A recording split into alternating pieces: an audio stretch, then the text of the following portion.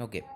Hello friends, आपका स्वागत है मेरे channel best study centre for mechanical engineering पर। आज का जो टॉपिक है वो है important terms used in hydraulic and fluid mechanics. तो इस वीडियो में मैं आपको बताऊंगा कि इम्पॉर्टेंट टर्म्स जो कि हमको एज अ फ्लूइड मैकेनिक्स, हम स्टूडेंट हैं तो हम पढ़ रहे हैं, तो हमको क्या क्या चीज़ें जो है पता होनी चाहिए और जो फ्लूइड मैकेनिक्स में बहुत ज़्यादा यूज़ की जाती हैं, बहुत इंपॉर्टेंट टर्म्स हैं ये। तो चलिए इस वीडियो को स्टार्ट करते हैं। इस वीडियो को स्टार्ट करने से पहले मैं आपको बोल देता हूँ कि इसकी पहली जो मैंने वीडियो बनाई थी, जो कि बनाई थी मैंने फ्लूइड के ऊपर, व्हाट इज़ फ्लूइड, तो प्लीज़ आप उसे देख लीजिएगा, क्योंकि ये जो है वो उसी से रिलेटेड ही है। क्योंकि हमको पता तो होना चाहिए कि भाई फ्लूइड क्या होता है, उसके बाद तो हम इम्पोर्टेंट टर्म्स जो है पता कर पाएंगे। ठीक है, तो प्लीज़ आप उसे देख लीजिएगा। मैं डिस्क्रिप्शन में भी उसका लिंक डाल दूँगा, तो देख लीजिएगा उसे। अब फिर देख लेते हैं important terms used in hydraulic and fluid mechanics. Okay, तो अब सबसे पहले जो है, सबसे पहली जो मोस्ट इम्पॉर्टेंट टर्म है फ्लूइड मैकेनिक्स के अंदर, वो है डेंसिटी। इस वीडियो में देखेंगे कि जो डेंसिटी है वो क्या होता है। ठीक है, देखिए अब डेंसिटी में तो पहले मैं मैथमेटिकल फार्मूला से बताऊंगा, उसके बाद फिर मैं आपको इसकी यूनिट और उसके बाद एक सिंपल एग्जांपल से समझाऊंगा। ठीक है, तो सबसे पहले डेंसिटी को जो है रो से रिप्रेजेंट किया जाता है, और उसकी जो वो होता है फार्मूला, वो होता है मास टू द वॉल्यूम। मतलब ये रेशियो है मास और वॉल्यूम का। ठीक है, अब यहीं इसकी यूनिट को देखें तो इसकी यूनिट क्या होगी, मास की केजी और वॉल्यूम की मीटर क्यूब। तो केजी पर मीटर क्यूब क्या हो गई, इसकी यूनिट हो गई, और इसका फॉर्मूला हो गया मास अपन में वॉल्यूम। ठीक है, तो ये तो हो गया मैथमेटिकल टर्म। अब मान लीजिए क्या है, देखिए मेरे पास एक क्यूब है। ठीक है, अब इस क्यूब के अंदर मान लीजिए इसकी लेंथ 1 है, ब्रेथ भी 1 है, और हाइट भी जो है वो भी 1 है, तो 1 मीटर है। ठीक है, तो इसका जो वॉल्यूम होगा वो क्या बन जाएगा, volume is equals to 1 metre cube बन गया। ठीक है भैया, 1 मीटर क्यूब वॉल्यूम हो गया।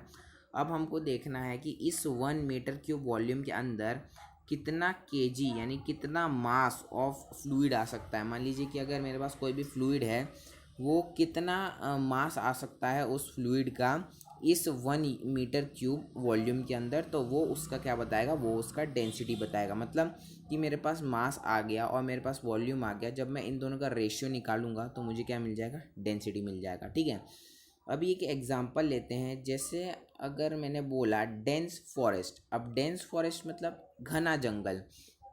घने जंगल से हम समझ सकते हैं कि जो है जो एरिया है। चलिए ठीक है, मैं दूसरा एग्जांपल लेता हूँ। ठीक है, अब जैसे मान लीजिए मेरे पास एक ये बॉक्स है। ठीक है, मतलब ये तो मैंने अभी 2D बनाया है, एक्चुअली में है 3D। ठीक है, और इसका कुछ वॉल्यूम है, मान लीजिए 1 मीटर क्यूब वॉल्यूम है। ठीक है, और इसका भी 1 मीटर क्यूब वॉल्यूम है। ठीक है, अभी क्या हो रहा है कि इस वाले डब्बे के अंदर मैंने रखा है वाटर, और इसके अंदर रखा है मैंने मर्क्यूरी। ठीक है, अभी इसमें जो है 1 मीटर क्यूब वॉल्यूम में 1000 kg of mercury, 1000 kg of water आ रहा है। तो फिर इसका मतलब क्या है, इसका अगर मास अपन वॉल्यूम निकालें तो 1000 multiplied by divided by 1, it mean 1000। मतलब कि डेंसिटी क्या आ गई वाटर की, 1000। और यही मर्क्यूरी की डेंसिटी, अगर मर्क्यूरी 13,600 जो है केजी ऑफ मर्क्यूरी इस 1 मीटर क्यूब के क्यूब में आ सकता है, तो इसकी डेंसिटी क्या हो गई, 13,600। ओके, तो यही मुझे बताना है कि देखिए कि एक यूनिट वॉल्यूम के अंदर कितना मास ऑफ फ्लूइड आ सकता है, वो उसकी बताएगा डेंसिटी। जितना ज़्यादा मास एक यूनिट वॉल्यूम के अंदर, उतनी ज़्यादा उसकी डेंसिटी। ठीक है, और इससे कोई फ़र्क नहीं पड़ता है कि जो पानी है उसका, मतलब कोई भी फ्लूइड है उसका साइज़ कितना बड़ा है। जैसे अगर मैं एग्जांपल लूँ तो 1 टीस्पून जो वाटर है, 1 टीस्पून में मैंने वाटर भरा है, उसकी डेंसिटी और एक समुद्र की डेंसिटी, उसकी डेंसिटी और इसकी डेंसिटी में क्या अंतर होगा, कोई अंतर नहीं होगा। क्योंकि भैया हमारा फ्लूइड तो वाटर ही है, इसमें हमारा वॉल्यूम कम हो जा रहा है तो भाई मास भी तो कम होगा, और इधर वॉल्यूम ज़्यादा है तो मास भी ज़्यादा होगा, और रेशियो हमको क्या मिलेगा, 1000 ही मिलेगा, 1000 kg/मीटर क्यूब। इसका मतलब क्या है, जो डेंसिटी है वाटर की वो होती है 1000 kg/मीटर क्यूब। ठीक है, अभी मैं यूनिट नहीं लिख रहा हूँ। और मर्क्यूरी की होती है 13,600, और जो वाटर सॉरी जो एयर है, एयर की डेंसिटी होती है 1.2 kg/मीटर क्यूब। ओके, तो मुझे लगता है कि ये डेंसिटी वाला पार्ट तो क्लियर हो ही चुका होगा। अब अपन इसके रिलेटेड ही एक और टर्म है जिसको बोला जाता है specific volume. Okay, specific volume. Okay, तो अब ये स्पेसिफिक वॉल्यूम क्या होता है? अब जो स्पेसिफिक वॉल्यूम है, पहले मैं मैथमेटिकल फार्मूला बता देता हूँ। Specific volume is equals to volume of the fluid to the mass of the fluid. ठीक है, मतलब क्या है, ये है रेसिप्रोकल ऑफ डेंसिटी 1/ρ। ओके, और इसकी यूनिट क्या होगी? इसकी यूनिट होगी मीटर क्यूब पर केजी। ठीक है, तो ये जो है ये है रेसिप्रोकल ऑफ डेंसिटी। ठीक है, और ये जो है उल्टा है, मतलब कि जैसे अपन रेशियो निकालते थे डेंसिटी में, क्या करते थे, मास डिवाइडेड बाय वॉल्यूम। अब इसमें क्या करेंगे, वॉल्यूम डिवाइडेड बाय मास, मतलब ये अपोजिट है, रेसिप्रोकल है किसका, डेंसिटी का। ठीक है, तो अब हम नेक्स्ट प्रॉपर्टी के ऊपर बढ़ जाते हैं, जो कि हमारी थर्ड प्रॉपर्टी जो है स्पेसिफिक वेट। अब मैं पूरा नहीं लिखूंगा क्योंकि इसमें टाइम बहुत वेस्ट हो जाता है। तो स्पेसिफिक वेट है हमारी थर्ड प्रॉपर्टी। अब स्पेसिफिक वेट क्या होता है? ठीक है, तो देखिए मान लीजिए स्पेसिफिक वेट का जो फॉर्मूला है, पहले मैं वो लिख देता हूँ। Specific weight is equals to weight of the fluid upon volume of the fluid. Okay, जैसे डेंसिटी में हमने मास लिया था, इसमें हम वेट लेंगे। ठीक है, अब मास और वेट तो मुझे लगता है सभी को उसका डिफरेंस पता ही होगा। ठीक है, तो फिर भी मैं बता देता हूँ, जो मास होता है वो total content in the body होता है। ठीक है, और वेट जो होता है, वेट होता है मास मल्टीप्लाइड बाय ग्रेविटी। मान लीजिए मेरा जो वेट है वो 60 जो है वो इधर है, अर्थ पर है। अब अगर मैं यहीं मैं मून पे चला जाऊं तो मेरा जो वेट है वो 10 हो जाएगा, because due to that gravitational acceleration. जैसे मास मल्टीप्लाइड बाय ग्रेविटी, ठीक है, ग्रेविटी से चेंज हुआ, और मास जो है, मास रहेगा डेफिनेट, चाहे कहीं पे भी चले जाए मास जो रहेगा डेफिनेट रहेगा। ठीक है, तो मास क्या होता है, जो total content in the body वो मास होता है, और वेट जो होता है, वेट होता है मास मल्टीप्लाइड बाय ग्रेविटी। ठीक है, तो जो स्पेसिफिक वेट है वो क्या होता है, वेट अपॉन में वॉल्यूम। तो इसकी यूनिट क्या बन जाएंगी, न्यूटन पर मीटर क्यूब।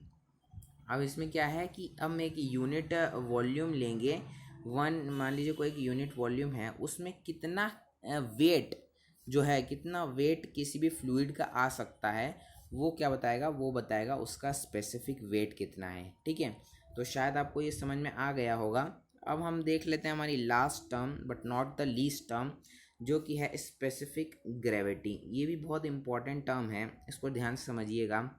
ये अगर आपको डेंसिटी समझ में आ गया होगा तो ये बहुत ही अच्छे से आ जाएगा। Density of the fluid upon density of standard fluid. Standard fluid. अब आप सोच रहे होंगे भैया ये स्टैंडर्ड फ्लूइड क्या होता है? देखिए, स्टैंडर्ड फ्लूइड है, अभी जो फ्लूइड्स हैं, बहुत सारे फ्लूइड हैं इस वर्ल्ड के अंदर। इसके बाद वाली वीडियो में मैं आपको टाइप्स ऑफ फ्लूइड की भी मैं वीडियो ला रहा हूँ, तो प्लीज़ सब्सक्राइब कर लीजिएगा चैनल को। ठीक है, तो हम कहाँ पे थे, हाँ, तो कि बहुत सारे टाइप के जो है फ्लूइड होते हैं इस दुनिया में। तो एक मतलब एक रेफरेंस बना लिया है कि हाँ ये वाले फ्लूइड हैं, इसके रेफरेंस में लेके अब हम और फ्लूइड्स को जो है जज करेंगे, उनकी प्रॉपर्टीज़ देखेंगे, तो वही जो है स्टैंडर्ड फ्लूइड बन जाते हैं। अभी मैंने आपको पिछली वीडियो में बताया था कि लिक्विड और गैस दोनों ही फ्लूइड के अंदर आते हैं। ऐसा नहीं है कि फ्लूइड है मतलब लिक्विड, नहीं, लिक्विड और गैस दोनों ही फ्लूइड के अंदर आते हैं। ठीक है, तो अगर स्टैंडर्ड फ्लूइड जो है वो लिक्विड और गैस के लिए अलग अलग है। मान लीजिए अगर लिक्विड का केस है तो उसके लिए स्टैंडर्ड फ्लूइड जो होगा वाटर होगा, और अगर यहीं जो गैस है उसके लिए जो स्टैंडर्ड फ्लूइड है उसका वो होगा एयर।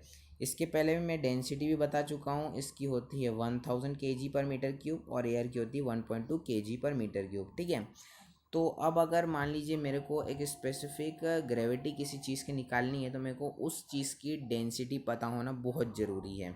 मान लीजिए क्या कि मेरे को मर्क्यूरी की स्पेसिफिक ग्रेविटी निकालनी है, तो उसकी डेंसिटी में मैं बता चुका हूँ 13600। अभी ये क्या है, ये एक लिक्विड है, तो उसका मतलब इसके लिए वाटर यूज़ होगा, तो इसकी डेंसिटी क्या आई, 13.6 जो आई, इसकी स्पेसिफिक ग्रेविटी आई। अब स्पेसिफिक ग्रेविटी की कोई यूनिट नहीं होती, बिकॉज ऊपर भी डेंसिटी नीचे भी डेंसिटी, यूनिट कैंसल। ठीक है, तो ये था brief explanation about what are the most important terms used in fluid mechanics and hydraulic machines. So thank you for watching this video. Please like, subscribe and share and support my channel. Thank you very much.